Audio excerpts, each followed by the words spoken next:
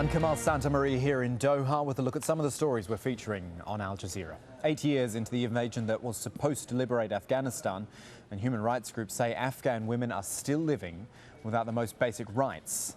In an exclusive report, Al Jazeera has the story of one traumatized 14-year-old who was raped by 8 men 2 years ago. All but one of them has been arrested, but the family's ordeal is far from over. The teenager has been attacked and beaten again. Her father has been locked up in jail after campaigning for justice. The family does have a letter from President Karzai authorizing police to protect them, but they've been left on their own to defend themselves. Fatana Gilani heads the Afghanistan Women's Council. Nobody is caring about the women in Afghanistan. Day by day, women has become too poor. Day by day, women has become under the pressure of the family values. And this is very difficult. And in these 5 years, we are not understand so much money came to Afghanistan, but it's not come a good change in women's life.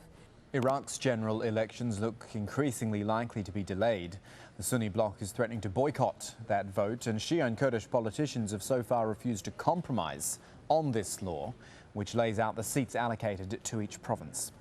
And a landmark symbol of the Soviet era is towering over Moscow again. After 6 years of restoration, the giant statue of the hammer and sickle is back. The project has been beset by financial and technical problems.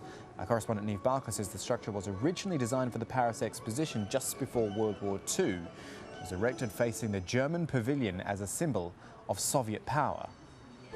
At over 60 meters in height, the statue looms over the nearby area. In a city often criticized for desecrating historical landmarks, the newly restored sculpture is a symbol of a nation coming to terms with its Soviet past.